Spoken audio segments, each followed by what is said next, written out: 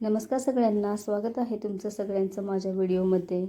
आज मी हरभऱ्याच्या बेसन पिठापासून तयार केलेली भाजी बनवणार आहे। घरात भाजीपाला नसेल किंवा वेगळं काहीतरी बनवून खायचं असेल तर हा व्हिडिओ शेवटपर्यंत नक्की बघा आणि आवडलं तर लाईक करा। तर इथे मी एका ताटामध्ये 1 वाटी हरभऱ्याचं बेसन घेते।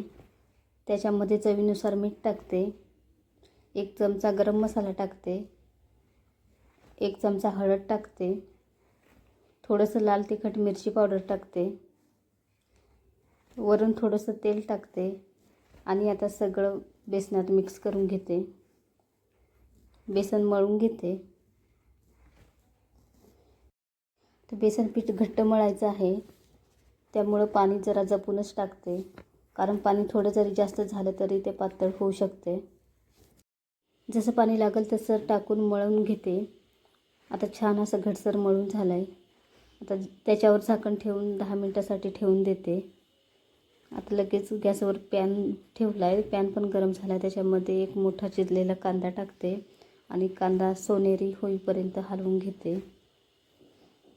आता इथं कांदा छान असा सोनेरी झाला आहे, त्याच्यामध्ये 1 टोमॅटो चिरून टाकते आणि ते पण थोडंसं फ्राय करून घेते कांद्यासोबत।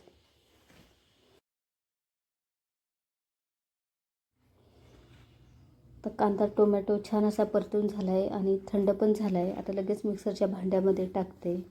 सोबतच 2 चमचे बारीक भाजलेल्या खोबऱ्याचा किस टाकते आणि थोडीशी कोथिंबीर टाकते। आता मिक्सरला त्याची पेस्ट करून घेते। तर पेस्ट तयार झाले। आता मळून ठेवलेल्या बेसन पिठाचं झाकण काढून घेते आणि आता बेसनाचे अबडधोबड असे आकार करून घेते। तुम्हाला वाटले तर पनीरसारखे चौकोनी आकार तुम्ही करू शकता। ते जास्त मोठे पण नाही करत आणि जास्त लहान पण नाही। आता सगळे ओबडधोबड आकार करून झालेत। आता गॅसवर कढई ठेवून त्याच्यामध्ये तेल टाकते। आता गरम तेलात हे बेसनाचे तुकडे टाकते आणि कमी गॅस करून सगळे तुकडे तळून घेते। आता एका झारीने सगळे तुकडे हलवून घेते।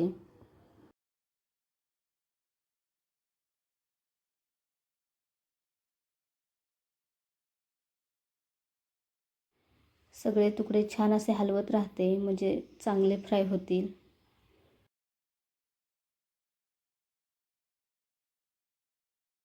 आता हळूहळू सगळे बेसनाचे तुकडे फुगायला पण लागलेत। आता छान फ्राय झालेत। आता सगळे तुकडे झारीने काढून घेते।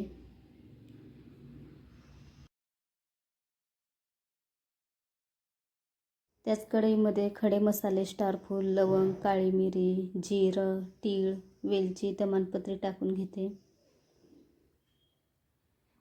आता त्याच्यामध्ये कढीपत्ता आणि आलं लसणाची पेस्ट टाकून घेते आणि सगळं हलवून घेते। छान असं हलवून झालंय। आता त्याच्यामध्ये 1 चमचा हळद, 1 चमचा गरम मसाला, 1 चमचा कांदा लसूण मसाला टाकते, 1 चमचा धना पावडर टाकते, अर्धा चमचा हिंग टाकते। सगळे मसाले आता चांगले हलवून घेते। 1 चमचा लाल तिखट मिरची पावडर टाकते आणि परत सगळं हलवून घेते।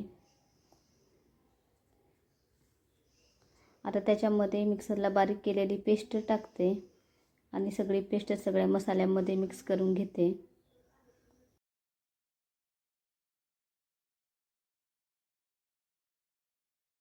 आता मसाले छान असे मिक्स करून झालेत। त्याच्यामध्ये थोडंसं पाणी टाकते।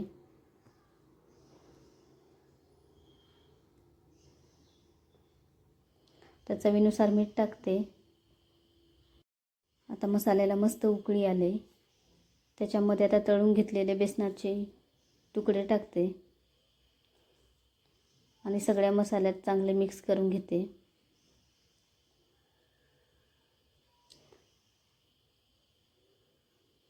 आता छान मिक्स झालंय। त्याच्यात आता गरम पाणी टाकते आणि थोडंसं हलवून घेते।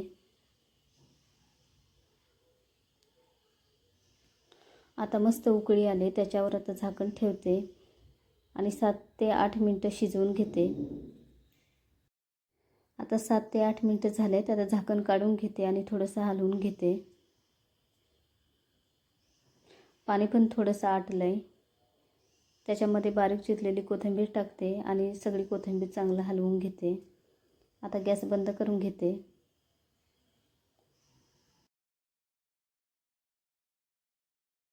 आता भाजी मस्त तयार आहे. आता लगेच खाण्यासाठी काढून घेते. तर ही भाजी तुम्ही चपातीसोबतही खाऊ शकता आणि भातासोबतही खाऊ शकता. तर कसा वाटला आजचा व्हिडिओ कमेंटमध्ये नक्की सांगा. आणि व्हिडिओ आवडला असेल तर लाईक करा, चॅनेलला सबस्क्राईब करा. थँक्यू.